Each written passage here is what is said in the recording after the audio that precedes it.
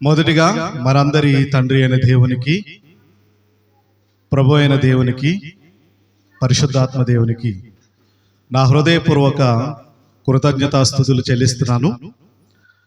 అలాగే ఈ స్థానిక సంఘ దైవజనులు, సేవకులు, నా ప్రియమిత్రులు, బాల్యమిత్రులు రాజేష్ గారికి, వారి కుటుంబానికి, అలాగే చేరి కూడి ఉన్నటువంటి సంఘమంతటికి, ఈ నెట్ వీక్షిస్తున్నటువంటి ప్రతి ఒక్కరు కూడా మన ప్రభువును ప్రియ రక్షకుడైన యేసుక్రీస్తు నామములో వందనాలు తెలియజేస్తున్నానండి. అందరికీ వందనాలు. ఎలర్ట్గా ఉన్నారా లేదా అని మనకి మధ్య మధ్యలో హల్లెలూయాలు ఉంటే బాగుంటుంది, ఎందుకంటే ఎలర్ట్గా ఉండడం కోసం.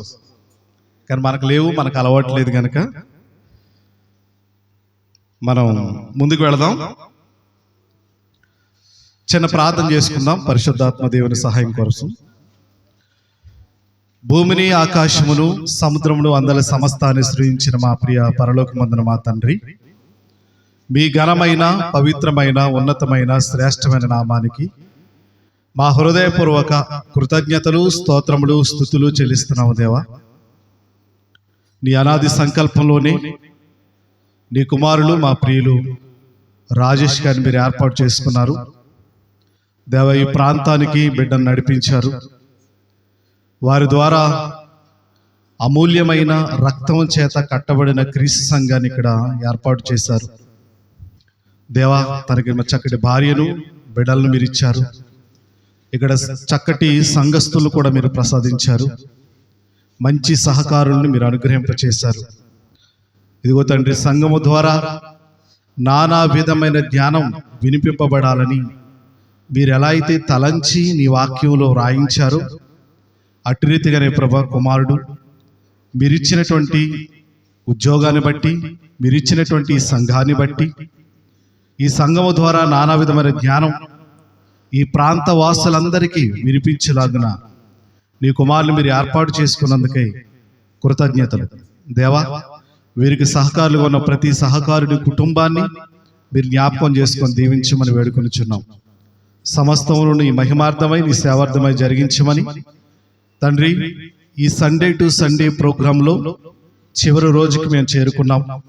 ఈ చివరి రోజున అత్యంత అల్పుణ్ణైన నన్ను మీరు ఏర్పాటు చేసుకొని నిలవబెట్టుకొని వినిపిస్తున్న వాక్యాన్ని బట్టి మీ ఆత్మచేత నన్ను నడిపించమని సదా పరిశుద్ధాత్మ దేవుని సహాయాన్ని కోరుకుంటూ వేడుకుంటూ మా ప్రభువును ప్రియ రక్షకుడైన క్రీస్తు వారి పేరటి ప్రార్థన మీకు సమర్పించి అడిగి పొందుకుని ఉన్నామని నమ్ముచున్నాము తండ్రి, ఆమేన్. ప్రియమైన దేవుని పిల్లలారా, దేవుడు నాకు ఇచ్చినటువంటి ఈ మంచి సదావకాశాన్ని బట్టి దేవుని ఎంతగానో మహింపరుస్తూ కీర్తిస్తున్నాను. కొద్దిగా మరి రాజేష్ గారికి నాకున్నటువంటి చిన్న పరిచయాన్ని మీకు తెలియజేయాలనుకుంటున్నాను. నా ముందున్నటువంటి మరి సేవకులు రాంప్రసాద్ గారు, వారితో నాకున్న అనుబంధాన్ని కూడా తెలియజేయాలనుకుంటున్నాను. మేము అమలాపురంలో బైబిల్ ట్రైనింగ్లో కలిసాం. అప్పుడే మా ఆత్మీయ అనుబంధం అనేది ఏర్పడింది. మిగతా వాళ్ళు ఎలా ఉన్నా కానీ మేము ముగ్గురు దేవుని పరిచర్యలో ముందు కొనసాగడానికి దేవుడు ఎంతగానో కృప చూపించారు. రామేశ్వరంలో రాజేష్ గారి ఇంటితో, వారి కుటుంబంతో కూడా చక్కని అనుబంధం నేను కలిగి ఉన్నాను. అక్కడ చాలా చిన్న వయసులోనంటే 14-13 సంవత్సరాల వయసులోనే అక్కడ సేవా పరిచర్యలో పాల్గొనడం, ఆ ప్రాంతవాసులందరికీ సువార్తను ప్రకటించడం అనేది ఆ వయసు నుండే మాకు ఈ చక్కటి అనుబంధం ఏర్పడింది. అప్పుడు ఫోన్స్ ఏమీ లేవు, రాకపోకలు మాత్రమే. మేము రావాలంటే వీళ్ళేదో మీటింగ్ పెట్టాలి ఆ ప్రాంతంలో, అలాగే పెట్టేవారు. మరి మా మొదటి ఆత్మీయ తండ్రి గారు ఆర్వీరావు గారి ద్వారా అక్కడ ఎన్నో సేవా కార్యక్రమాలు జరిగాయి. ఆ తర్వాత వడ్డీ చెన్నై గారు, బొంతు రాజేంద్ర గారు, ఇంకా చాలామంది సేవకులకి అక్కడ నడిపించారు.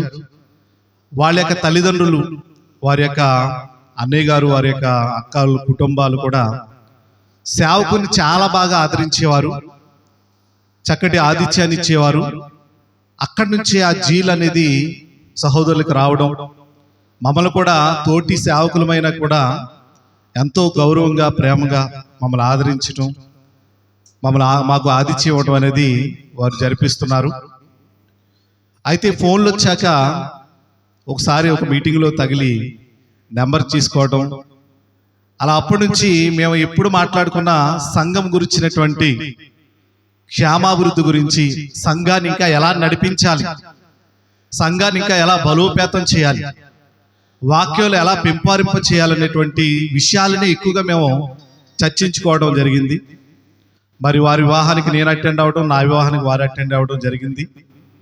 అయితే మేము రాజేష్ విషయంలో కొంత ఆందోళన పడ్డాం.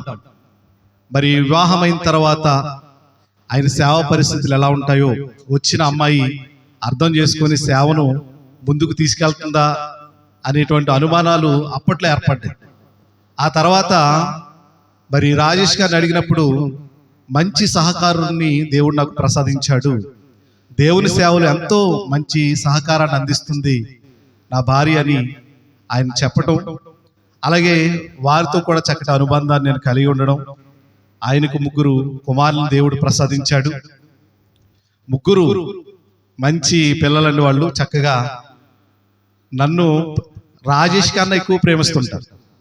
నేను రాగానే వర్తమానాన్ని తెలియజేయడం, వందనాలు చెప్పడం, ఒక చక్కటి క్రైస్తవ కుటుంబంలో పెరిగినటువంటి బిడ్డల్లా వారు ఉండడం అనేది నేను గర్విస్తున్నాను.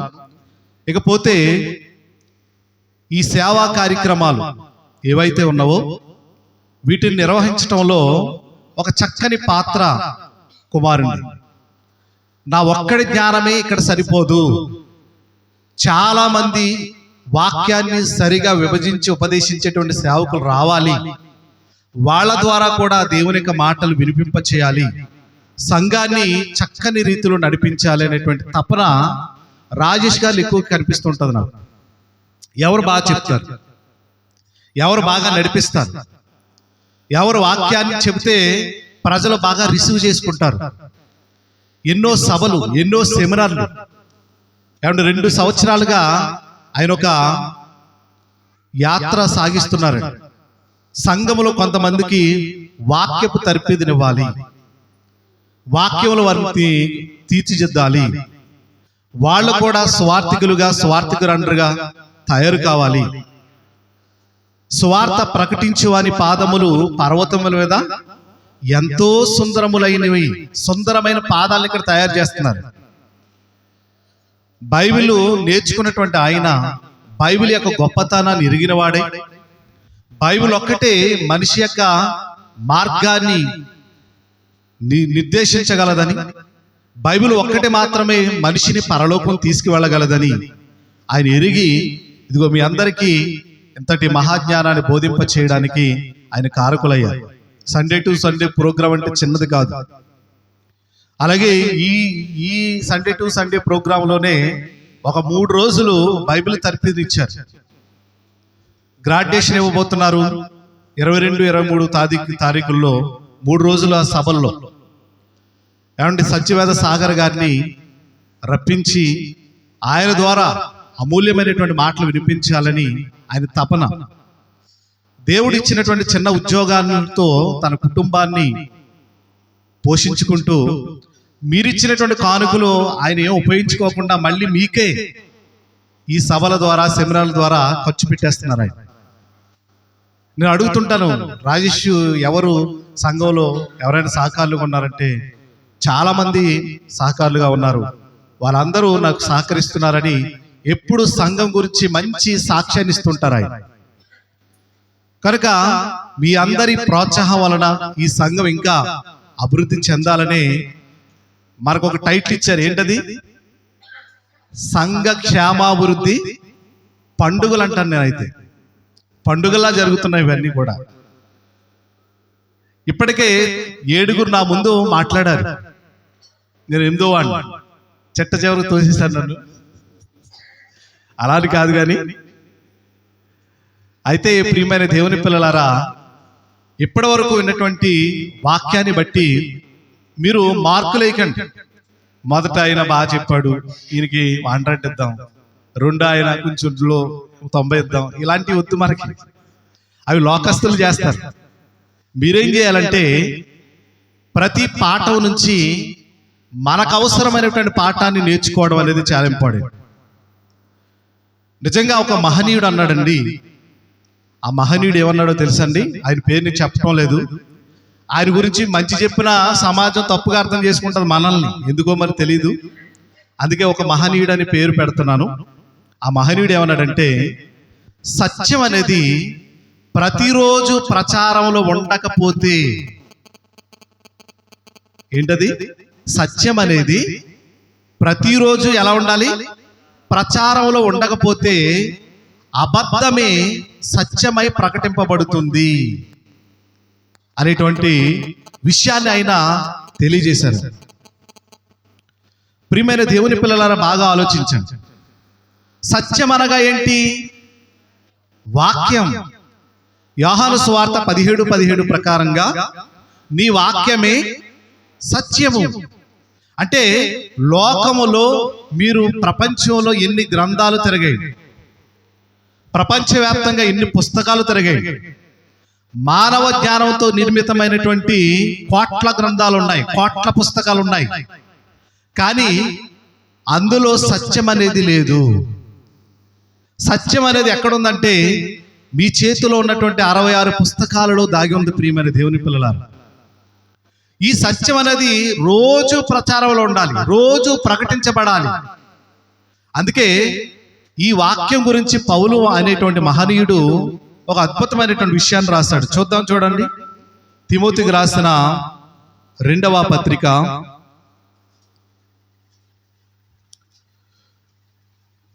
తిమోతికి రాసిన 2వ పత్రిక 4వ అధ్యాయము 2వ వచనం అండి. వాక్యమును ప్రకటించుము, సమయమందును అసమయమందును అన్నాడు. చూడండి అక్కడ. అంటే వాక్యం ఎప్పుడు ఎలా ఉండాలి? ప్రకటింపబడుతూ ఉండాలి, ప్రచురింపబడుతూ ఉండాలి. అది స్త్రీల ద్వారానైనా, పురుషుల ద్వారానైనా, దేవుని సేవకుల ద్వారానైనా, సంఘము ద్వారానైనా రోజు ప్రకటింపబడాలి, ప్రతిరోజు వినిపించబడాలి. అప్పుడు సంఘము క్షేమాభివృద్ధిలో ఉంటుంది. ఇందులో 2 పదాలు ఉన్నాయి, క్షేమము ప్లస్ అభివృద్ధి. సంఘము క్షేమంగా ఉండాలి, ప్లస్ డెవలప్మెంట్ అవ్వాలి. ఎలా తెలుస్తుంది డెవలప్ అయిందని? సంఖ్య వలన, నాణ్యత వలన. నాణ్యత. సంఖ్య మందలుగా ఉండొచ్చు, నాణ్యత ఉండదు. ఏమండి? పొట్టు చాలా ఉండొచ్చు, గింజలు ఉండవు. గింజలు శ్రేష్టమైనవి. వాక్యం నేర్చుకునేటువంటి వారు శ్రేష్టమైన వారుగా ఉండాలి. ఇందులో ఆసక్తి కలిగి వాక్యాన్ని నేర్చుకోవాలి, 10 మందికి ప్రకటించాలి అనేటువంటి తపన ఎవరికైతే ఉంటుందో వాళ్ళు ఖచ్చితంగా పరలోకానికి వెళతారు. నేను రోజు ఫోటోలు చూస్తున్నాను, చాలా మంది వస్తున్నారు. బాగా ఇందులో సంఘం క్షేమాభివృద్ధి పొందుతుంది. వాక్యాన్ని బట్టి, దేవుని సేవకుల నోటలు వినబడే మాటలను బట్టి అభివృద్ధి పదంలో వెళుతుంది అనేటువంటిది నేను విని సంతోషించాను. ప్రియమైన దేవుని పిల్లలారా, అయితే ఈరోజు ఒక అంశాన్ని మనం నేర్చుకోబోతున్నాం. చూద్దాం. మత్తయి సువార్త 16వ అధ్యాయము, సంఘ క్షేమాభివృద్ధిలో దాతృత్వం అనేటువంటి పాఠం చెప్పబోతున్నాను. సంఘ క్షేమాభివృద్ధిలో దాతృత్వం ఇవ్వడం. ఒకసారి కొన్ని విషయాలు, ప్రాథమిక విషయాలు ఆలోచించిన తర్వాత మనం పాఠంలోకి వెళదాం. మత్తయి సువార్త 13వ అధ్యాయము 16వ అధ్యాయం 13 నుంచి 16 వచనాలు. మత్తయి సువార్త 16వ అధ్యాయము. యేసు ఫిలిప్పుదైన కైసర ప్రాంతములకు వచ్చినప్పుడు మనుష్య కుమారుడు ఎవడని జనులు చెప్పుకొనుచున్నారని తన శిష్యులను అడుగగా వారు కొందరు బాప్తిసమిచ్చి యోహాననియు, కొందరు ఏలియానియు, కొందరు ఇర్మియానియు లేక ప్రవక్తల్లో ఒకడనియు చెప్పుకొనుచున్నారని అనిరి. అందుకైన మీరైతే నేనెవడినని చెప్పుకొనుచున్నారని వారిని అడిగాను. అందుకు సీమోను పేతురు, నీవు సజీవుడు వగు దేవుని కుమారుడవైన క్రీస్తు అని చెప్పెను.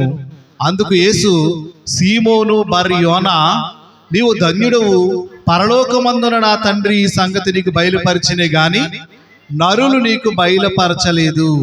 మరియు నీవు పేతురువు, ఈ బండ మీద నా సంఘమును కట్టుదును. ఈ పాయింట్ బాగా ఆలోచించండి.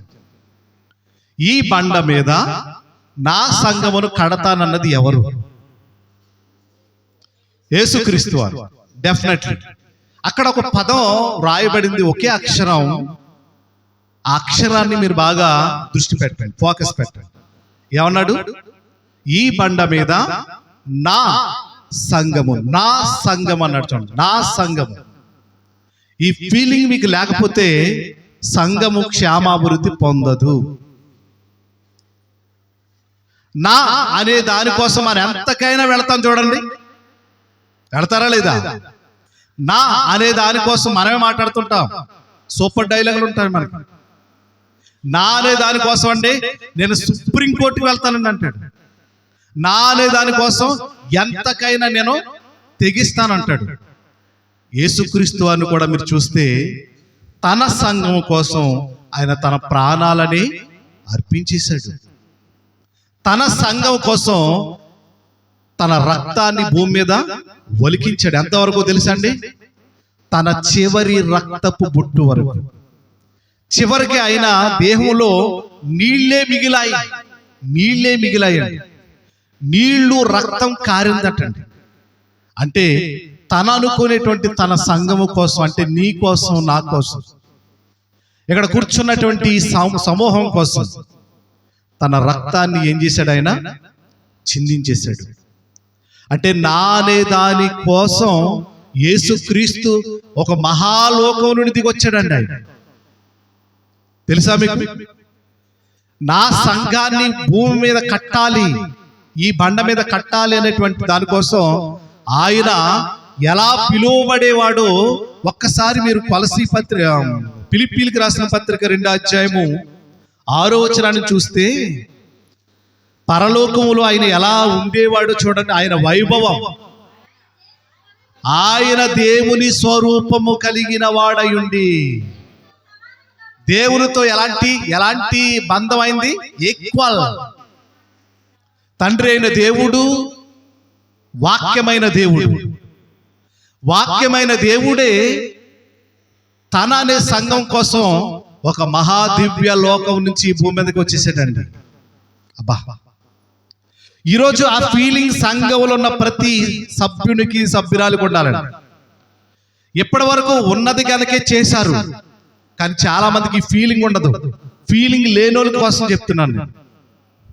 నా అనే సంఘం, నేను వెళుతున్న సంఘం, నేను ఉంటున్న సంఘం, నా కుటుంబం, మై ఫ్యామిలీ అనే ఫీలింగ్ నీకుంటే ఆ సంఘం కోసం నువ్వు ఎంతైనా ఇస్తావు. లేదనవు, కాదనవు. ఏమండి? ఆ సంఘం కోసం ఈ పరిచర్య చేస్తావు. ఈరోజు చూడండి, నేటి సంఘాలలో పరిచర్య చేసేవారు ఎక్కువయ్యారా, తక్కువయ్యారా? చెప్పండి మీరే. ఎక్కువయ్యారా, తక్కువయ్యారా? చెప్పడానికి సిగ్గుగా ఉందా? ఏమండి? వీళ్ళు ఎక్కువయ్యారు అంటున్నారు. వీళ్ళకి టీ చొక్క ఎక్కువై ఉంటుంది, కాఫీ చొక్క. ఏమండి? తక్కువ అయిపోయారండి. సంఘంలో పరిచర్య కేవలం ఎవరిది అనుకుంటున్నారో తెలుసండి? ఎవరిది అనుకుంటున్నారు? పాస్టర్ గారిది, పాస్టర్ అమ్మది, వాళ్ళ పిల్లలది. మంది కాదు. మన బొమ్మల్లా వెళ్ళి బొమ్మల్లా కూర్చొని వచ్చేయడమే. అది అక్కడ ఫ్యాన్ కింద. ఫ్యాన్ మిస్ అవ్వకూడదు. ఫ్యాన్ ఎట్టి పరిస్థితులు మిస్ అవ్వకూడదు. ఒక ఆవిడ వస్తా ఆవిడ కూర్చున్న ఫ్యాన్ తిరగట్లేదు అక్కడ. ఏవయ్యా పాటరు, ఫ్యాన్ తిరగట్లేదు, బాగు చేయించలేదా అందటండి. అబ్బా చూసారా, అంటే ఫ్యాన్ తిరగట్లేదు అనే సంగతి తెలుసుండి నువ్వేం చేసావు? నువ్వు రిపేర్ చేయించవచ్చు కదా. రిపేర్ చేయించాలా లేదా? అంటే పాస్టరే రిపేర్ చేయించుకుంటాడా? ఏమండి, నీ ఇల్లు చాలా శుభ్రంగా ఉంటుంది. నీళ్ళు రోజుకి ఎన్నిసార్లు తుడుతావు? చాలాసార్లు తుడుతావు. ఎప్పుడు అద్దంలా మెరిసిపోవాలి నీళ్ళు. మరి మందిరం బూజులు పట్టిపోయినా నువ్వు పట్టించుకో. ఏమండి, ఫ్యాన్ తిరగపోయినా నువ్వు పట్టించుకో. మైకులు పని చేయకపోయినా రిపేర్ చేయించు. ఏమంటే కుర్చీలు లేకపోతే కుర్చీలు కొనవు. ఏంటండి ఇది?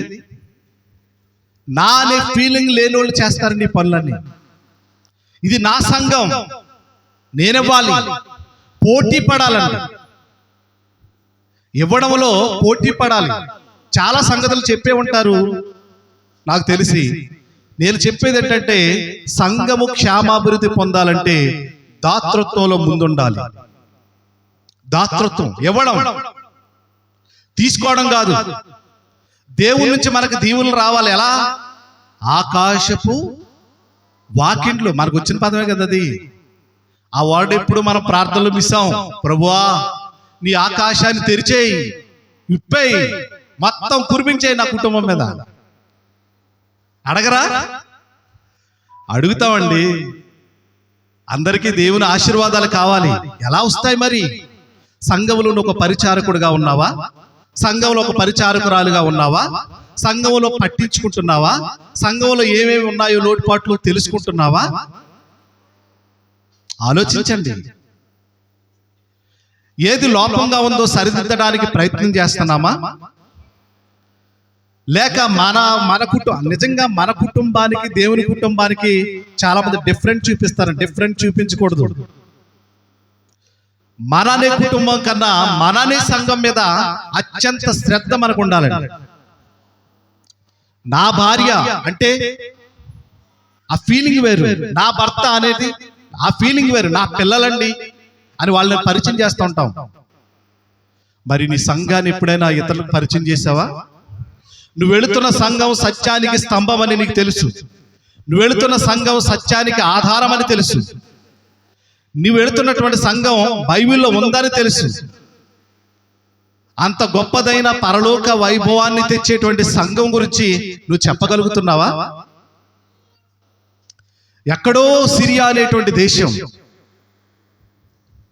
ఒక అమ్మాయి పని మనిషిగా అమ్మబడింది, దాసురాలుగా అమ్మబడింది.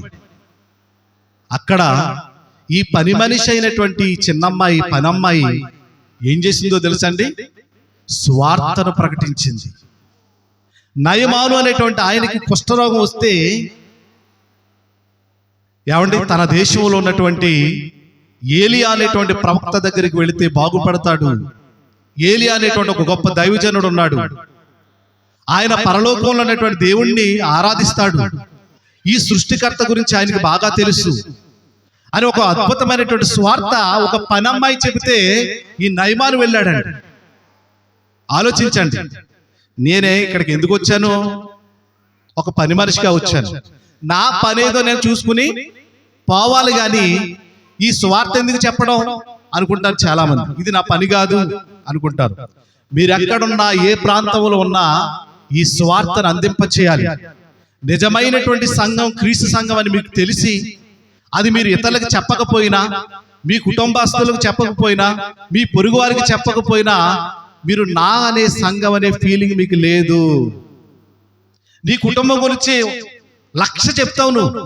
మా ఆయనండి, మా ఆవిడండి, మా పిల్లలండి, అక్కడున్నారండి, విదేశాల్లో ఉన్నారండి, బాగా చదువుకున్నారండి, ఎంటెక్ అండి, బీటెక్ అండి, ఆటెక్ అండి అని చెప్తావు. అవునా?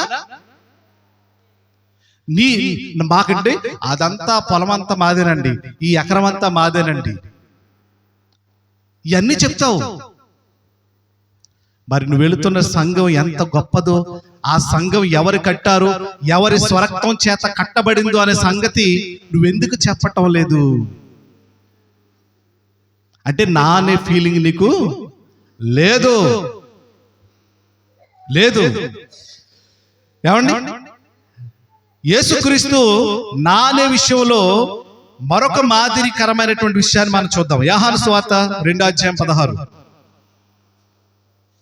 యోహాను సువార్త 2:16 చదువుదాం. పావురములు అమ్మువారితో మీరెక్కడ నుండి తీసుకొని పొండి, నా తండ్రి ఇల్లు వ్యాపారపు టిల్లుగా చేయకుడి. ఈ సందర్భం మీ అందరికీ సుపరిచితమైనటువంటి సందర్భమే. యేసు దేవాలయానికి వెళ్ళడం, అక్కడ ఏముందట, పెద్ద పెద్ద రియల్ ఎస్టేట్ బిజినెస్ అంతా అక్కడే జరుగుతుంది. సంత, మార్కెట్, ఇదంతా చూశాడు. ఇది దేవుని మందిరం, నా ఈ దేవుని మందిరాన్ని వీళ్ళు ఏం చేస్తున్నారు, ఏమన్నాడు, నా తండ్రి ఇల్లు మీరు వ్యాపారపు ఇల్లుగా మార్చేశారు అని. అక్కడ ఏం చేశాడు తెలుసండి, కొరడాలు చేశాడు. కానీ వాళ్ళు కొట్టలేదు. చాలా మంది ఏమన్నారంటే, కొరడాలు చేసి వాళ్ళందరినీ పుట్టేశాను అన్నారు. వీళ్ళు సరిగా అన్నారుగా. ఏమండి, ఈరోజు తూర్పు దేశపు జ్ఞానులు ఎంతమంది వచ్చారు యేసుప్రభు దగ్గరికి పుట్టినప్పుడు? మీరు చెప్పండి, చెప్పాలి. తూర్పు దేశపు జ్ఞానులు వచ్చారు కదా యేసుక్రీస్తును ఆరాధించడానికి, పూజించడానికి. మత్తయి సువార్త 2 తీకండి, అన్ని తీసేస్తారు మీరు. ఏమండి, అప్పుడు ఆయనను పూజించడానికి వచ్చినటువంటి తూర్పు దేశపు జ్ఞానులు ఎంతమంది? 1, 2, 3, 4? 3 అని మీకు ఎలా తెలిసింది? బైబిల్లో లేదు కదా. మీకు ఎలా తెలిసిందో చెప్పనా? క్యాలెండర్. ఆ క్యాలెండర్లో 3 వ్యక్తులు ఒంటెల మీద వచ్చినట్టుగా మీకు అక్కడ క్యాలెండర్ బుర్రలోకి వెళ్ళింది, కానీ వాక్యం బుర్రలోకి వెళ్ళిందా? ఈరోజు క్యాలెండర్కే అలవాటు అయిపోయారండి జనాలు. తెల్లవారు లేవడం, క్యాలెండర్ చూడటం, ఒక బంగారు వాక్యాన్ని అమ్మయ్యా అనుకుని వెళ్ళిపోవడం. ఆలోచించారా? అంటే క్యాలెండర్ బుర్రలోకి వెళ్ళింది, కానీ నిజంగా తూర్పు దేశం జ్ఞానులు 3 వచ్చారా? మరొక ఆధారం ఏంటి? వాళ్ళు 3 వస్తువులను సమర్పించారు. ఏంటది? బంగారము, సాంబ్రాణి, బోళం. అంటే 3 వస్తువులు ఉన్నాయి కనుక 3 వచ్చారని డిక్లేర్ చేశారు. కానీ బైబిల్ సాక్ష్యం ఇచ్చిందా? ఇవ్వలేదు, చెప్పలేదు. తూర్పు దేశపు జ్ఞానులు ఎంతమంది? ఇది మనకు ఎలా తెలిసింది? వాక్యాన్ని బట్టి వాస్తవంలోనికి వెళ్తాం, క్యాలెండర్ని బట్టి అవాస్తవంలోనికి వెళ్ళిపోతాం. మనం నమ్మాల్సింది వాక్యాన్ని కానీ క్యాలెండర్ని కాదు. ఏమంటే యేసుక్రీస్తు గొర్రెల కాపరి అని బైబిల్లో ఉంది. మనోళ్ళు ఏం చేశారు క్యాలెండర్లో? చెప్పండి, మీకు తెలిసిన విషయాలే. ఏం చేశారు? యేసుప్రభుని గొర్రెల కాపరిని చేశారని. పాపం ఆయన చంకలో కర్ర ఇట్టారు, చుట్టూ 2 గొర్రెలు ఇట్టారు, మళ్ళీ ఓ చంకలో బుల్లి మేక పిల్లలు ఇట్టారు. అంతే, మనం గొర్రెల కాపరిగా ఊహించేసుకున్నాం. అంతే. గొర్రెలు ఎవరమ్మ ఎందుకనా? ఆయన అసలు గొర్రెలు కాచినట్టుగా ఎక్కడైనా బైబిల్లో ఒక ఆధారమైన ఉందా మనకి? లేదండి. ఆధారాలు లేని సంగతులన్నీ నమ్మేశాం, బుర్రలో పెట్టేసుకున్నాం. మనకు కూడా కళ్ళు అలాగే వస్తాయి ఏంటో, మరి దర్శనాలు అలాగే వస్తాయి. ఎలాగా? ఆయన పచ్చని గడ్డి మీద గొర్రెలు మేపుతున్నట్టు మన మీద అక్కడ. చెప్పండి, మీకు తెలుసా అండి? మేము తిట్టడానికి రాలేదు, కానీ కొంచెం ఘాటుగా ఉంటుంది అంతే. ఓకేనా? ఇక్కడ యేసుక్రీస్తు వారు యోహాను సువార్త 2:16 నా తండ్రి ఇల్లు వ్యాపారపు టిల్లుగా చేయకూడని వారు చెప్పారు. అంటే దేవుని మందిరాన్ని యేసుక్రీస్తు వారు ఎలా చూస్తున్నారు? నా తండ్రి ఇల్లు, ఇది నా తండ్రి ఇల్లు. మీరెలా చూస్తున్నారు సంఘాన్ని? ఆలోచించండి. నా ప్రభు కట్టిన సంఘం, తన స్వరక్తాన్ని సంపాదించిన, తన స్వరక్తం చేత సంపాదించిన సంఘంగా మీరు ఫీల్ అవుతున్నారా? ఏమండి, మన ఇంటి మీద ఉన్నంత శ్రద్ధ చర్చి మీద మనకు ఉంటుందా చెప్పండి? చర్చి గోడలు పాడైపోయినా ఏం మాట్లాడడం, చర్చి తలుపే ఇరిగిపోయినా ఏం మాట్లాడను, కిటికీలే పోయినా ఏం మాట్లాడను. ఏమండి? ఏసేది 5 రూపాయలు 10 రూపాయలు చందా. ఎంత బిల్డప్ ఇస్తాం? సేవకుడు నేను పోషించేస్తానని అంత బిల్డప్ ఇస్తారని చాలా మంది. ఆలోచించండి. ఈరోజు సంఘాల గురించి మీరు ఆలోచిస్తే సంఘ బిడ్డల యొక్క మనస్తత్వాలు ఎలా ఉన్నాయో ఆలోచించండి. మీ గురించి అందుకే ముందు పోగొడేశారు, మీరు కాదని. ఆలోచించారా ప్రియమైన దేవుని పిల్లలారా? నా అనే ఫీలింగ్ సంఘం మీద మనకు ఉండాలండి. అప్పుడే సంఘము అద్భుతంగా క్షేమాభివృద్ధి పొందుతుంది. రెండవది, డెవలప్ అవుతుంది. నీ సంఘం గురించినటువంటి నువ్వు విదేశాలకు వెళ్ళినా చెప్పగలుగుతావు. ఇదిగో మా సేవకులు రాజేష్ గారు అద్భుతంగా దేవుని మాటలు అందిస్తారు, మీరు రండి ఒకసారి అని వాళ్ళు తీసుకొస్తాం. మనం రావడమే చాలా బద్ధకం మనకి. పాటలు అయిపోతాయి, వాక్యపట్నాలు అయిపోతాయి, ప్రసంగం అయిపోతుంటది, బలారాధన అయిపోతుంటది, ముగింపు ప్రార్థనకి సరిగ్గా వచ్చి కూర్చుంటాం అంతే. పాటలు వినబడుతుంటాయి, ప్రారంభించేశారన్న తొందర మనకు ఉండదండి. అయ్యో పాటలు అయిపోయాయి, ప్రసంగం చెప్పేస్తున్నారన్న తొందర కూడా ఉండదండి చాలా మందికి.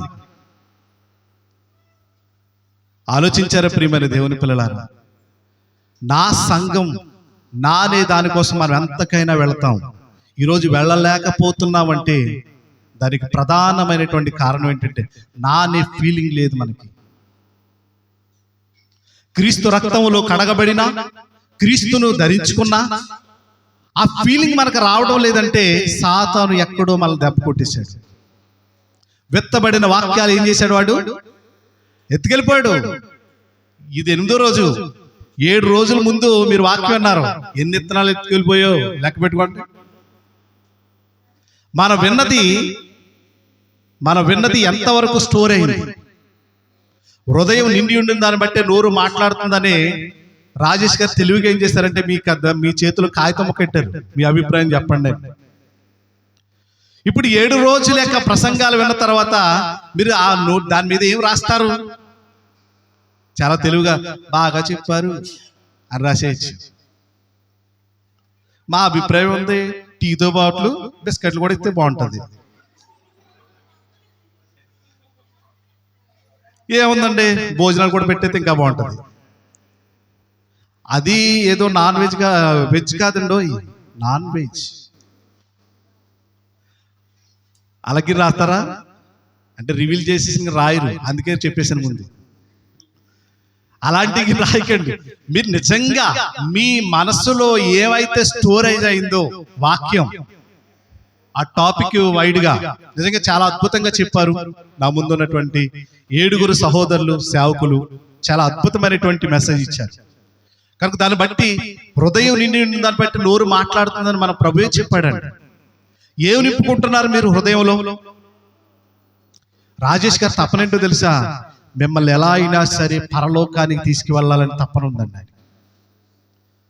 ఎలా అయినా సరే నా సంఘ బిడ్డలను, ఆయనకి ఆ ఫీలింగ్ ఉంది. కనుక ఈ సెమినార్లు, ఈ సభలు, ఈ బైబిల్ తరగతులు, ఈ విజ్ఞాన తరగతులు ఎందుకు అనుకుంటున్నారు? మీరు దారి మళ్లించి పెడతారు, సాతాను దారి తప్పించేస్తాడు. మనమే అనుకుంటున్నాం రక్షణ అంటే టికెట్ కొనేసుకున్నాం కదా అనుకుంటున్నారు. మీరు కొన్న తర్వాత ఎక్కడ ఉండాలి? బస్సులో ఉండాలి, ట్రైన్లో ఉండాలి, ఫ్లైట్లో ఉండాలి. నువ్వు ఎక్కడున్నావు? బయట తిరుగుతుంటావు. అంటే దీని అర్థం ఏంటి? సంఘానికి రావు, ఇలా చూసుకుంటే వెళ్ళిపోతుంటాం. ఇవాళ చర్చ పెట్టారు అని. అంటే చాలా మంది ఆలోచన విధానం మారట్లేదండి. టికెట్ కొనుక్కున్న తర్వాత, రక్షణ అనే టికెట్ కొనుక్కున్న తర్వాత నువ్వు సంఘములోనే ఉండాలి, వాక్యములోనే ఉండాలి, విశ్వాసంలోనే ఉండాలి, భక్తిలోనే ఉండాలి, ప్రేమించడంలోనే ఉండాలి. నానే దానికోసం నేనేం చేయాలి అనేటువంటి ఆలోచనలో ఉండాలి, తలంపుల్లో ఉండాలి. ఆలోచించండి ప్రియమైన దేవుని పిల్లలారా. ఇక్కడ యేసుక్రీస్తు వారు ఎంత మాదిరి మనకి చూపిస్తున్నారో ఈ వచనాల్లో మనం చూస్తున్నాం. ఇకపోతే తిమోతికి రాసిన మొదటి పత్రిక 6వ అధ్యాయం 17వ వచనాన్ని చూడగలిగితే, తిమోతి గారు చూస్తున్నటువంటి సంఘములో ఎక్కువ మంది ధనవంతులు ఉన్నారట. ఎవరున్నారు? ధనవంతులు. ఆ ధనవంతుల కోసం తిమోతి గారికి పౌలు గారు ఒక లేఖ రాస్తున్నాడు. చూద్దాం.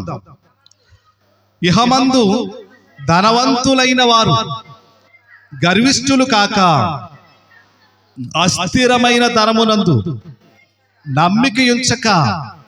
బాగా వినండి, ఈరోజు కొద్దో గొప్ప మనకి దేవుడు అనుగ్రహించిన మేరకు ఏమంటే చాలా మంది ధనవంతులుగా ఉన్నారు, ఆస్తిపరులుగా ఉన్నారు. ఏమండి, పాడి పంట పశువులు కలిగి ఉన్నారు, పంట పొలాలు కలిగి ఉన్నారు, ఇళ్ల స్థలాలు కలిగి ఉన్నారు.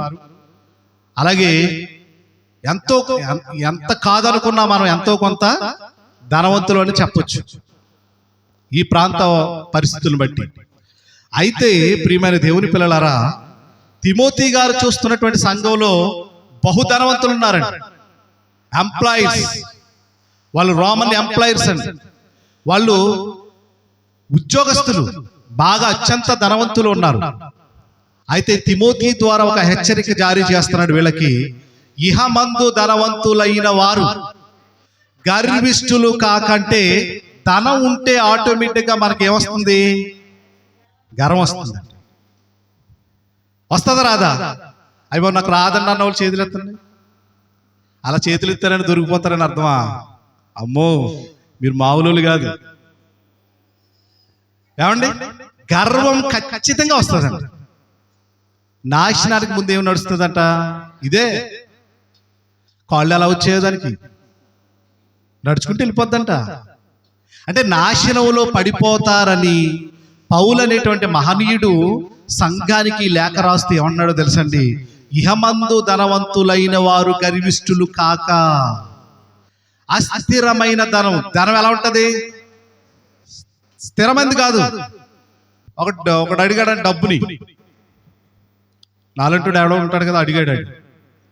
డబ్బు నువ్వేం చేస్తావంటే, నేనేం చేస్తానంటే అని డబ్బు ఆన్సర్ ఇస్తుంది అనమాట. నేనేం చేస్తానంటే అన్నదమ్ములు విడగొడతాను, భార్య భర్తల్ని విడగొడతాను, కుటుంబాల మధ్య చిచ్చు పెడతాను, నా అనుకునే వాళ్ళందరినీ దూరం చేస్తాను. నిజంగా డబ్బుంటే చూడండి, డబ్బున్న వాళ్ళండి, నేను బాగా అబ్జర్వేషన్ చేశాను, వాళ్ళు ఆ స్థాయికి తగ్గ వాళ్ళని ఎంచుకుంటారండి. వాళ్ళు డబ్బున్న వాళ్ళు అనుకోండి, ఆ స్థాయి పోన్లే మా మేనమా కూతురు నేను పెళ్లి చేసుకుందాం అనుకున్నాను అనుకోండి, ఎవడరా నువ్వా నా కూతురున్నాడు అంటాడు. అంటే డబ్బున్న హోదా కలిగినటువంటి వాళ్ళు వీళ్ళు. అందుకే డబ్బు అనేది చాలా ప్రమాదం అని డబ్బు చెప్పకనే చెప్తుంది. అది ఎవరి దగ్గర స్థిరంగా ఉండదు, అస్థిరమైనది అన్నాడు. స్థిరమైనది కాదు, అస్థిరమైన ధనమందు నమ్మిక ఉంచక సుఖముగా అనుభవించుటకు సమస్తమును మనకి ధారాళంగా. నీకు ఎందుకు ఇచ్చాడు అదంటే నువ్వు సుఖంగా ఉండాలని ధారాళంగా దేవుడు దయచేశాడు. అది దేవుని ఆశీర్వాదం వల్ల కలిగింది. అయితే ఈ ధనాన్ని ఏం చేయాలంటే చెప్తున్నాడు చూడండి,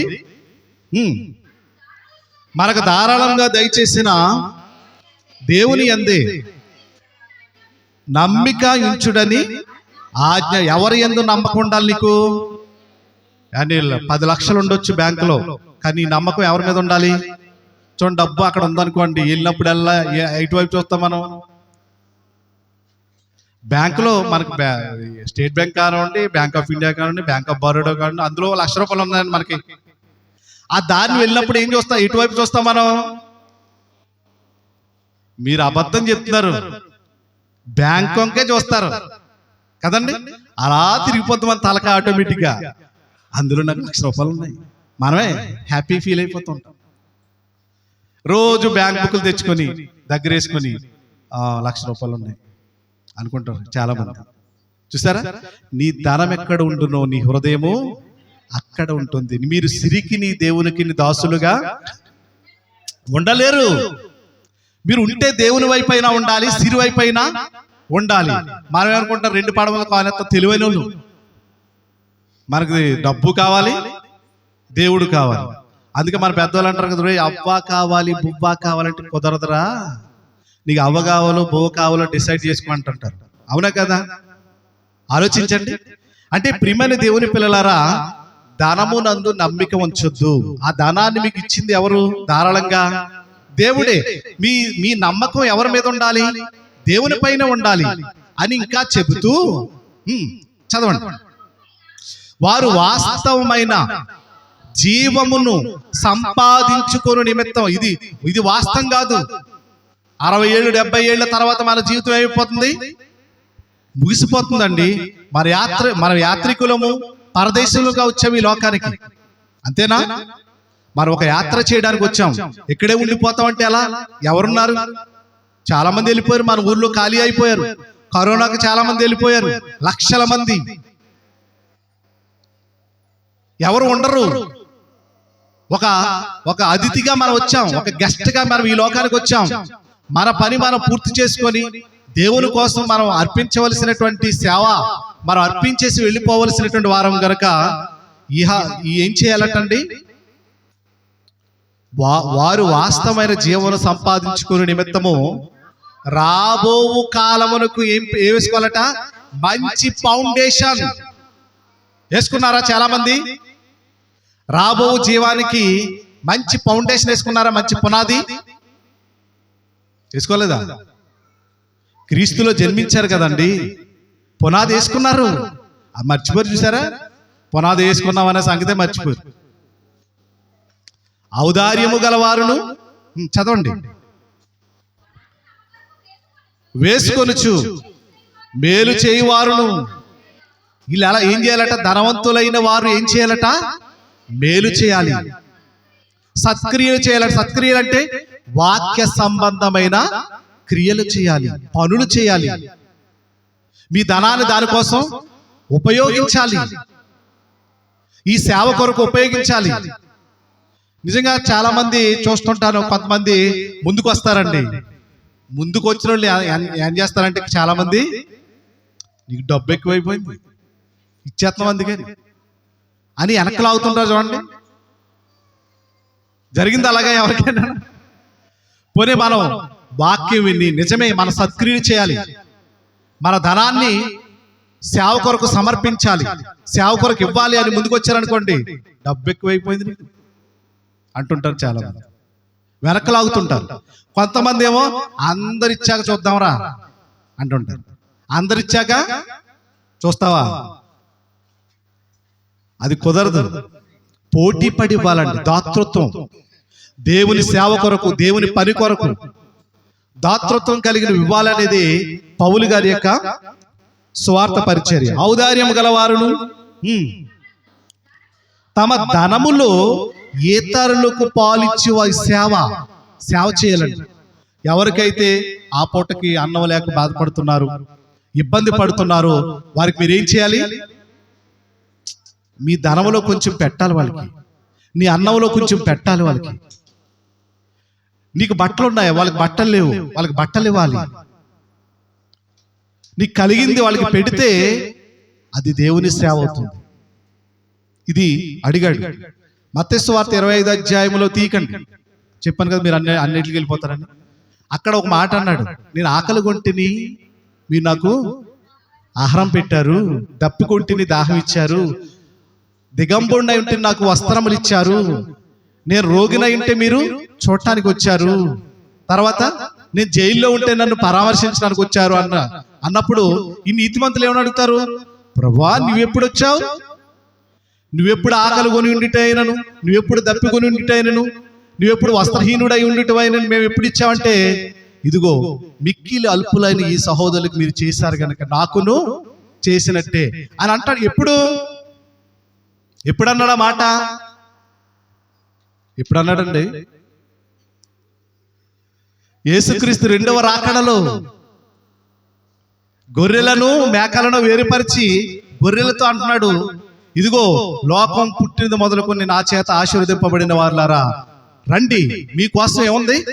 నిత్య జీవం, ఎటర్నల్ లైఫ్ ఉంది, ఆ లైఫ్ లోకి మీరు రండి అంటూ వాడితో చెప్పబడిన మాటలు అవి. వీళ్ళని అడిగాడు మేకల్ని, మాకు తెలిస్తే మేము చేసేద్దాం అన్నారు వాళ్ళు. నీ దగ్గరికి సహాయం కోరి ఎవరైనా వచ్చినప్పుడు ఆ రూపంలో ఎవరున్నారో తెలుసా? నీ ప్రభు ఉన్నాడు. నువ్వు చేస్తావా లేదని ఒక పరీక్ష. చేయగలేదంట. మనం ఏం చేస్తున్నావో ఇంట్లో మరి చేయగలేదంట. ఏమంటావు? అలా తిరిగి రావమ్మా, మళ్ళీ వచ్చినప్పుడు రా అంటాడు. ఎవడిని కాళ్ళు కాళ్ళు అరిగేలా పాపం వచ్చి నీ దగ్గర అడిగాడు, ఉంటే సహాయం చెయ్యాలి, మళ్ళీ తిరిగి రమ్మంటావా? మళ్ళీ వస్తాడా వాడు? అబ్రహాం గురించి మనం చదువుకుంటాం. అబ్రహాము తెలియకనే దేవదూతలకు ఏమిచ్చాడట? ఆదిత్యం ఇచ్చాడు. ఆదిత్యం అంత గొప్పది. నీ దగ్గరకు వచ్చాడు, ఇప్పుడు మెతుకులుంటే పెట్టమని. అంటే ఇది వరకు అడుక్కునే వాళ్ళు పెట్టేవాళ్ళు ఉన్నాను. ఇప్పుడు ఏం చేస్తున్నాం? మిగిలిపోయి అన్ని ఏం చేస్తున్నాం? రాత్రి కూర మిగిలింది, రాత్రికి అన్నం మిగిలింది, ఏం చేస్తున్నాం? ఫ్రిడ్జ్లో తోసేస్తున్నాం అంతే. పొద్దున తీ ఏడు చేసేయి, మళ్ళీ పెట్టే మాకు. ఏమంటే ఈ పేగు సంబంధిత వ్యాధులు ఎందుకు వస్తున్నాయి తెలుసండి? ఈ చల్దులు పుల్దులు తినటం వల్లే. ఫ్రిడ్జ్లో కంటెంట్ అనేది ఆహార పదార్థాలని ఉంచడం, నిల్వ ఉంచడమే తప్పటండి. ఆ ఫ్రిడ్జ్లో మళ్ళీ తెచ్చుకొని మళ్ళీ వేడి చేస్తున్నాం, మళ్ళీ వేడి చేసి మళ్ళీ తోసేస్తున్నాం లోపలికి. ఇది పొట్ట చెరువా? ఆలోచించండి ప్రియమైన దేవుని పిల్ల. పెట్టాలండి, ఇతరులకు పెట్టాలి. పిలిచి పెట్టేవాళ్ళం, కూర వేసేవాళ్ళం, ఇది వరకు అన్నం పెట్టేవాళ్ళం, అవన్నీ మర్చిపోయాం కదండి. అందుకే మన దగ్గర రావటం మానేశారు. అలా రోడ్డు అంటే వెళ్ళిపోతున్నారు. ఈ పేటకి వెళ్తే కడుపు నిండా అన్నం దొరుకుతుందని వచ్చేవారు, ఇది వరకు మన దగ్గర రావట్లేదు. ఎందుకని? వాళ్ళు పెట్టర్రా బాబు, వాళ్ళు ఫ్రిడ్జ్లో పెట్టేసుకుంటారు. వాళ్ళకి అర్థమైపోయింది. ప్రియమైన దేవుని పిల్లలారా, ఆలోచించండి. ఇంకేమంటున్నాడు ఒకసారి చూద్దాం. సామెతల గ్రంథం 11వ అధ్యాయం. ఔదార్యము కలిగిన వారుగా ఉండాలండి, దాతృత్వం కలిగిన వారుగా ఉండాలని బైబిల్ మనకి సంఘము క్షేమాభివృద్ధిలో ఇదొక మంచి గుణ లక్షణం. ప్రియమైన దేవుని పిల్లలారా, 11వ అధ్యాయం 25వ వచనం సామెతల గ్రంథం. ఔదార్యము గలవారు పుష్టి నొందుదురు. మీరు ఇవ్వండి, ఇస్తూ ఉండండి, వస్తూ ఉంటాయండి. మనం ఆపేస్తాం, ఆగిపోతాం. ఇదే సూత్రం అండి. మీరు ఇస్తూ ఉండండి దేవుని సేవకి, అలాగే ఇతరులకు మీరు పెడుతూ ఉండండి, మీకు వస్తూనే ఉంటాయండి. మనం ఏం చేస్తాం? ఆపేస్తాం. ఏమండి? ఏమీ లేనిలా నటించేస్తాం, ఏమీ చేయలేలాగా మాకెక్కడదండి, మేము ఎక్కడ ఇవ్వగలం అంటాం. పిల్ల అనగానే ఎన్ని లక్షలు వస్తాయి నీ చేతికి? 5 లక్షలు అలా వచ్చాయి చెప్పు. ఇక్కడ దేవుని పని అంటే 1,000 రూపాయలు ఇవ్వలేని దానివి నీ పిల్లంటే 5 లక్షలు నీ చేతికి ఎలా వచ్చాయి? దాచావు కదా, దేవుని సేవకు బిగబట్టావు కదా. నీ దగ్గర దాతృత్వం ఏది? ఆలోచించండి ప్రియమైన దేవుని పిల్లలు. మన ఇంటి కోసం అంటే, మన బిడ్డల కోసం అంటే, మన కోసం, మన ఆరోగ్యం కోసం. ఒక ఆయన సిలిండర్లు కొనేసుకున్నాడు కరోనా టైంలో, 5-6 చచ్చిపోయాడు. ఉన్నా చచ్చిపోయాడు.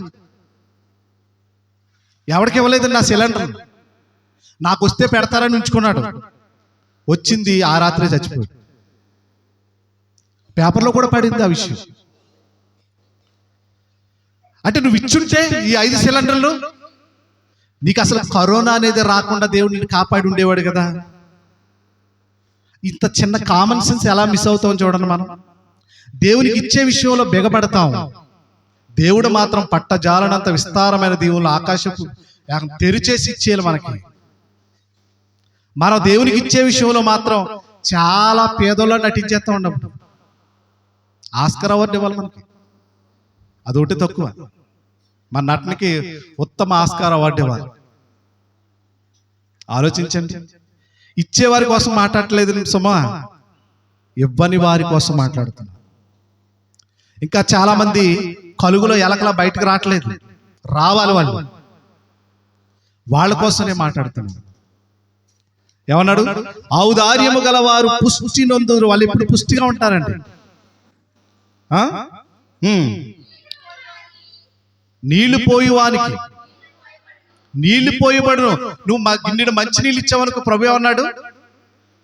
నా సేవకుడని, నా పనివాడని ఎవడైనా నీ గిన్నెలు మంచి నీళ్ళు ఇస్తే ఆ ఫలము పోగొట్టుకోడు అన్నాడు కదా. ఎవరైనా దాహం అని వస్తే నీళ్ళు ఇస్తాను. నీళ్ళు ఇవ్వడం బట్టి అవసరాలు తీర్చమండి, అంతేగాని నీళ్ళు అడిగితే నీళ్ళు అడుగు, అన్నం అడగ కనకూడదు మనం. ఏమండి? ఇంకా ధాన్యము బిగబట్టువాడు చూసారు, శాపం. మీరు ఇవ్వాలి, ఏమండి? చెయ్యాలి దేవుని కోసం. అదే సామెతల గ్రంథం 11:28 కూడా చదవండి, నాకు టైం అవుతుంది. అహంకారము వెంబడి అవమానం వచ్చును, వినయము గల వారి యొద్ద జ్ఞానమున్నది. యథార్థవంతుల యథార్థత వారికి త్రోవ చూపించును. 11:28 అమ్మా. దానమును నమ్ముకుని వాడు ఏమైపోతాడమ్మా? అభివృద్ధి చెందుతాడు, డెవలప్ అవుతాడు అని ఉంది అక్కడ. పాడైపోతాడు. చిట్ట చివరకు చూడండి, చదివండి మొత్తం అంతా, చదువుకుంటూ వెళ్ళిపోండి. అలాగే ఇంకా వివరణ వద్దు మీకు.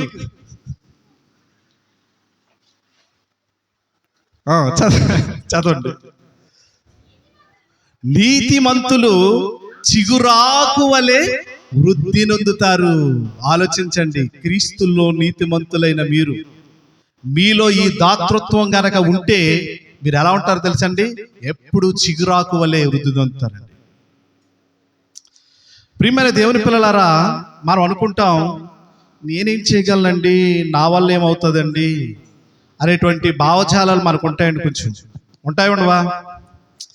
నాకు మంచి విద్య లేదండి, నాకు ఉచిత విద్య అందించబడితే నేను చాలా ఎదిగిపోయేవాడిని అండి, నాకు విద్య లేదండి అంటుంటారు చాలా మంది. కొన్ని విషయాలు మీరు లోకపరంగా మీరు ఆలోచిస్తే, హెన్రీ ఫోర్డ్ అనేటువంటి ఒక ఆయన కూడా విద్య లేదండి. హెన్రీ ఫోర్డ్ అనేటువంటి ఒక ఆయనకి విద్య లేదు, కానీ ఆయన మోటార్ కంపెనీ వ్యవస్థాపకుడు అయ్యాడండి.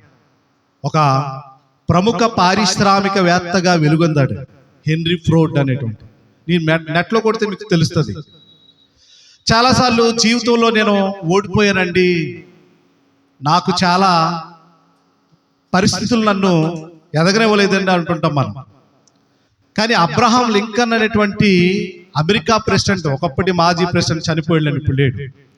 ఆయన ఎన్నిసార్లు ఓడిపోయాడో తెలిసింది జీవితంలో? చాలాసార్లు ఓడిపోయాడు. చాలాసార్లు ఓడిపోయినా ఆయన చిట్ట చివరికి అమెరికా మాజీ ప్రెసిడెంట్గా అయ్యాడు. చనిపోయేంత వరకు ఆయన మాజీ ప్రెసిడెంట్గానే కొనసాగాడు, చనిపోయేంత వరకు. నేను చాలా పేద కుటుంబానికి చెందిన దాన్ని అండి, నేను ఏమి ఇవ్వగలనండి దేవుడికి అంటుంటారు చాలా మంది. అబ్దుల్ కలాం అనేటువంటి ఆయన తెలుసు కదండి, ఏపీజే అబ్దుల్ కలాం. ఆయన కూడా చాలా పేద కుటుంబం నుంచి వచ్చినవాడు. ఏమండి?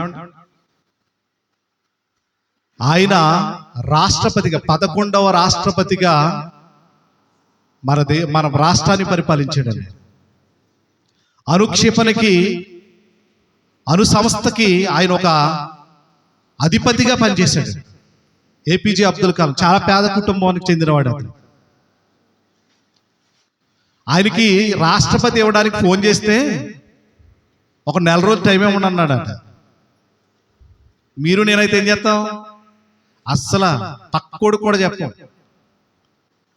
ఏమన్నా మినిస్టర్ పోస్ట్ ఇస్తామంటే ఏం చేస్తాం మనం? ఫోన్ చేసి ఎవరైనా నాయకులు, మేము డిసైడ్ చేసామండి, మీ ప్రాంతంలో మీరు చాలా ఉన్నతమైన నాయకులుగా పేరుగాంచారు, మీకు మినిస్టర్ పోస్ట్ ఇద్దామనుకున్నామంటే వెంటనే పక్కోడు కూడా చెప్పకుండా ప్రయాణం అయిపోతాం. అలాంటిది ఆయన 4 రోజులు టైం అడిగాడట, నేను డిసైడ్ అవ్వాలి, అది నేను చేయాలంటే అన్నాడట. ఏమంటే నేను చిన్నప్పటి నుంచి అనారోగ్యవంతుని అంటుంటారు చాలా మంది. నా ఇంట్లో సరిగా ఆరోగ్యం సరిగా ఉండదండి, నేను దేవుని పని ఎలా చేయగలుగుతాను, దేవునికి ఎలా ఇవ్వగలుగుతాను, నాకు దాతృత్వం ఎలా ఉంటుంది అనేటువంటి ఒకవేళ అనుకుంటే గనక, మార్లీ మాట్లిన్ అనేటువంటి ఆవిడ చెవిటిదటండి, చెవిటిది. ఆమె ఒక ఉన్నతమైనటువంటి స్థానానికి ఒక నటిగా పేరుగాంచిందటండి, మంచి మంచి అవార్డులు పొందుకుందటండి ఆవిడ, నటి మార్టిన్ అనేటువంటి ఆవిడ. ఏమంటే చాలా మంది అంటారు, నా జీవితం అంతా సైకిల్ మీద గడిచిపోయిందండి, నేను ఏం చేయగలుగుతాను అనేటువంటి మాట మనం మాట్లాడుతుంటాం. నిర్మా సబ్బు అనేటువంటి తెలుసు కదా మీకు? అమ్మో, ఆ రోజుల్లో మంచి నిర్మా అని పెద్ద అడ్వర్టైజ్మెంట్ వచ్చింది. ఆ నిర్మా సబ్బుని ఏమంటే కర్సాబాయి పటేల్ అనేటువంటి ఆయన సైకిల్ మీద తిరిగి అమ్మాడట. సైకిల్ మీద తిరిగి అమ్మాడు. ఇప్పుడు పెద్ద కోట్లు గడించారు. అంటే ఏదైనా సరే ప్రారంభం మనం ఆలోచిస్తాం, అందులో మనం కష్టపడితే ఉన్న దాంట్లోనే దేవుని సేవ కొరకు ఇస్తే అది ఆశీర్వదించబడుతుంది. యేసుక్రీస్తు ఎక్కడ కూర్చున్నాడండి? కానుక పెట్టి దగ్గర. ఎవరైనా మేము కూర్చుంటే ఏమంటారు? మీరు ఏమంటారు చెప్పండి పర్లేదు. మనసులో డబ్బు మనుషులు. పాస్టర్ ఏమైపోయాడు? డబ్బు మనిషి అయిపోయాడు. మనీ మైండ్ వచ్చేసింది పాస్టర్కి అంటారు. కానీ యేసుక్రీస్తు అంతటి మహనీయుడే, లోకాలు కలిగించిన వాడు కానుక పెట్టి దగ్గర కూర్చున్నాడటండి. ఎవరు ఎంత వేస్తారో చూస్తున్నాడు. అప్పుడు ధనవంతులు కూడా తమకున్న దాంట్లో పెద్ద పెద్ద అమౌంటే వేశారు. కానీ ఒక పేద విధవరాలు వణుక్కుంటూ వచ్చి తన చేతిలో ఉన్నటువంటి 2 కాసులను అందులో వేసిందండి. అప్పుడు వాళ్ళందరినీ పిలిచాడు. మీ అందరికన్నా ఎక్కువ ఎవరు వేశారో తెలుసా? ఈ పేద విధవరాలు. ఎలా అంటే తనకున్నదంతా అదే, రేపటికి ఏమీ లేదు. రేపటికి తన బ్రతకడానికంటూ ఏమీ లేదు. తన జీవనం అంతా ఆ 2 కాసుల్లోనే, ఆ 2 కాసులతో బ్రతకాలి. ఆ 2 కాసులే పట్టుకొచ్చి అందులో వేసింది. మనోళ్ళు కూడా తెలివైన వాళ్ళు 2 కాసులు వేస్తామని అంటే కుదరదు. అలాగా ఆ 2 కాసుల వాల్యూ ఎంతో తెలుసండి? 2 ధ్యానారములు. ధ్యానారం ఎంత చెప్పండి? గల్ఫ్ వెళ్ళారు కదా. ఒక ధ్యానారం మన ఇండియన్ కరెన్సీ ఎంత సార్? ఒకసారి ఇప్పుడు ఎంత ఉందో, ప్రెసెంట్ ఎంత ఉందో చెప్పండి. 170 కువైట్. ఏమండి 170 × 170 ఎంత? 2 ధ్యానారాలు కదా. ఎంత? అయ్యో లెక్కలు ఎంత పూర్గా ఉన్నారేంటి? 340 రూపాయలు వేసిందండి. మీరు ఎంత వేస్తారు? 10 రూపాయలు వేస్తారు. ఆలోచించారా? ఆవిడ తక్కువ ఏమీ లేదు. మన ఇండియన్ కరెన్సీ ప్రకారం 2 కాసులు అని చెప్పుకున్నాం, కానీ 2 ధ్యానారాలంటే 340 రూపాయలు వేసిందండి ఆవిడ. ఇంకా అది తప్ప ఆవిడకి లేదు. అప్పుడు యేసుక్రీస్తు వాళ్ళందరితో అన్నాడు, ఈవిడే ఎక్కువ వేసింది. అంటే ఉన్న దాంట్లో వేయటం కాదు, లేమిలో వెయ్యాలండి. ఏం చేయాలి? నీకు లేనప్పుడు వెయ్యాలి. అదే దేవుడు అడుగుతున్నాడు. ఉన్నప్పుడు అందరూ వేస్తారు, ఇస్తారు. ఉన్న దాంట్లో ఎంతో కొంత దేవునికి పడేయటం, ఎంతో కొంత దేవుడికి ఇచ్చేయటం కాదు, లేనప్పుడు ఇస్తావు చూసారా, అదే లెక్కింపబడుతుంది. అందుకే విజయప్రసాద్ రెడ్డి కూడా మంచి పాట పాడారు దీంట్లో. పేద విధవరాలి ప్రేమ ఎంత గొప్పది అనేటువంటి సాంగ్ పాడారు. ఆ పాటలో మీరు ఆలోచిస్తే ప్రియమైన దేవుని పిల్లలారా, ఆ పేద విధవరాలు ఈ దేవుని మీద ఎంత ప్రేమ ఉందో ఆ కానుక రూపంలో బయలుపరిచింది. అదే దాతృత్వం అంటే. ఏమండి? కనుక మనం చాలా చిన్నగా ఆలోచించకూడదు. దేవుడు మనకి ఇచ్చిన దాంట్లోనే ఆయన మహిమపరిచే విధంగా, ఘనపరిచే విధంగా, కీర్తించే విధంగా ఉండాలన్నదే దేవుని యొక్క కోరిక. సంఘ క్షేమాభివృద్ధిలో ఇది ఒక ప్రధానమైనటువంటి సుగుణం అండి. దేవుడు మనకిచ్చింది ఇవ్వడం. పుచ్చుకొనుట కంటే ఇచ్చుట ధన్యత అన్నాడు. దేవుని దగ్గర నుంచి మనం ఎన్ని ఆశీర్వాదాలు కొట్టేస్తున్నా చెప్పండి? లెక్కలేనని చెప్తానండి. ఇప్పుడు మీరు రాసుకుంటారంటే దేవుని దగ్గర నుంచి మనం ఎన్ని దీవులు కొట్టేస్తున్నామో, ఎన్ని ఆశీర్వాదాలు కొట్టేస్తున్నామో, దేవుని వల్ల ఎలా బ్రతుకుతున్నామో, చలించుచున్నామో, ఉనికి కలిగి ఉన్నామో మీరు రాసుకుంటే ఉదయం నుండి సాయంకాలం వరకు ఇన్ని సంవత్సరాలు మిమ్మల్ని ఎంత పెంచి పోషిస్తున్నాడో, మిమ్మల్నే కాదు మీ కుటుంబాలను, మీ పిల్లలను, పిల్లల తరాలను దేవుడు పోషించుకుంటూ వస్తున్నాడు. అసలు దేవునికి ఇవ్వటం అంటూ వస్తే మనం హృదయపూర్వకంగా ఇవ్వాలండి, ఇష్టపూర్వకంగా ఇవ్వాలండి. వాళ్ళు ఇచ్చారు, వీళ్ళు ఇచ్చారు కదా, ఇవ్వకపోతే బాగుండదు కదా అని ఇవ్వకుండా ఎప్పుడు మీ మనస్ఫూర్తిగా ఇవ్వండి.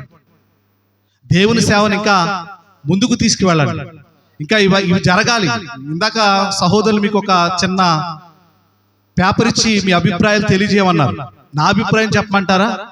ఈ కార్యక్రమాలు జరగటం అవసరం అంటారా లేదంటారా? మీరు మమ్మల్ని అభిప్రాయం అడిగారు. నా అభిప్రాయం చెప్తున్నాను. అవసరం కాదండి, అది అత్యవసరం అండి. ప్రతిరోజు దేవుని వాక్యం వినబడటం అనేది ప్రతిరోజు దేవుని వాక్యం ద్వారా ఎన్నో సంగతులు నేర్చుకోవడం అనేది అత్యవసరం గనక మీరందరూ అలా ఉండాలని నన్ను నేను హెచ్చరించుకుంటూ మరి ఈ స్థానిక సంఘాన్ని అభినందిస్తూ ఈ స్థానిక సంఘాన్ని నడిపిస్తున్నటువంటి సేవకులు మా ప్రియమిత్రులు రాజేష్ గారిని కూడా అభినందిస్తూ ఈ మాటలు ముగిస్తున్నాను.